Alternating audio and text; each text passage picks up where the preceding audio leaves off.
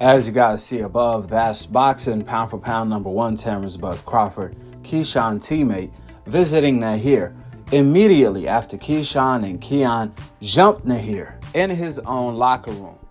Nahir stated that both Bomac, Keyshawn trainer, and Terence Crawford visited him immediately after that took place to apologize for what Keyshawn and his brother Keon did. Then Bud took a picture with him. Now, what Keyshawn is going to do about that? Is he going to beat up Bud and jump him for taking a picture with Nahir, the person who beat his brother? Obviously not so. It's so funny. Keyshawn has all this smoke for Nahir for doing his freaking job.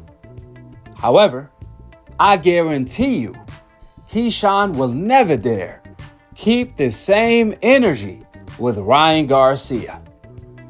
The man who called him the N-word, the man who said he want to join the KKK to end his race.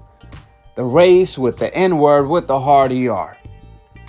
Instead, Keyshawn went on live with Ryan, laughing, and Keyshawn went out of his way to defend Ryan for missing weight and cheating by taking PEDs against Devin Haney.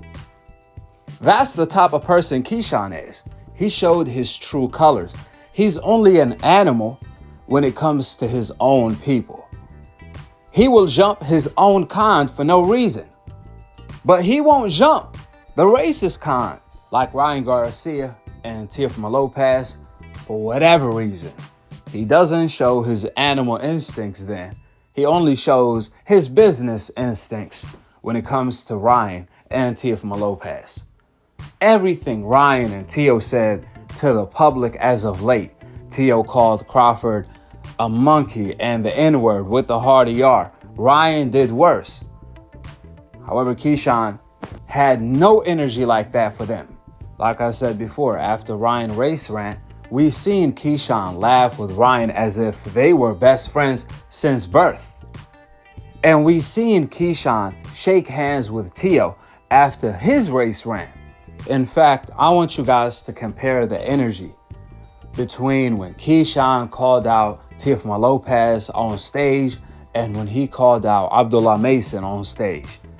He had a completely different energy. He was calling Teofimo Lopez sir. He was whispering to Teo. If it wasn't for top rank mics that's attached to the fighters, we would have never heard the conversation. And then the top-ranked spokesperson, the host of the show, he ended up asking Keyshawn and Teo, what you guys are whispering over there? I see you guys talking. What's up? What you guys are saying? And that's when Keyshawn started talking out loud. Again, a completely different energy for Abdullah Mason. And he called out Abdullah Mason, knowing for a fact that his next fight is going to be at 140 pounds. But he was bluffing like he really wanted to fight Abdullah Mason. Therefore, moving forward, I guarantee you, we're not going to see Keyshawn keep the same energy of him having no respect or sportsmanship whatsoever to his opponents that he fights. The racist ones, Ryan and Teo, like he did for his own kind, Nahir. This will forever stay attached to Keyshawn his entire career. Old media is gonna rub this on Keyshawn's face if he ends up ever becoming him. The guy, the pound for pound number one, like Bud Crawford, like Floyd, like Roy, like Andre Ward. But with Keyshawn discipline, I doubt that he will ever make it there. He already got a huge battle with discipline alone. As far as Keyshawn ignorant behavior though, he will never get a pass like Ryan Garcia did by old media and the fans. Remember when Ryan went on his race rant and started calling black fans slurs? That's when Ryan ended up actually attacking one of the fans, his bodyguards did. However, old media pretended as if nothing took place. But that's not the case for Keyshawn. He will be reminded this his entire career because he has the complexion for the neglection. It was Keyshawn who brought this on himself. When you're a fighter on the coincidental list, you have to be on your best behavior since you are representing everyone, where you came from, this, that, and the third. Not your worst behavior, not your ignorant behavior, not your street behavior, because this is a sport, a freaking sport. Keyshawn, brother, was not in a street fight. He was in a freaking boxing match. And Keyshawn, along with Keon, needs to be fined and suspended so they could be taught a lesson. Don't bring that dumb shit over here.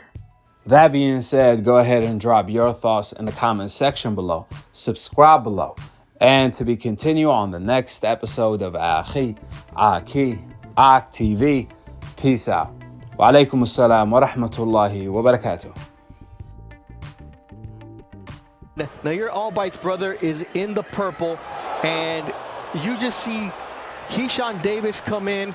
The guy running in is Keon Davis, and things are being thrown. There's no room for this in the sport. There's no room for the Davis brothers to be in the building tonight. The police escorted them out. You saw a stroller being moved back. That's Keyshawn Davis being pushed away.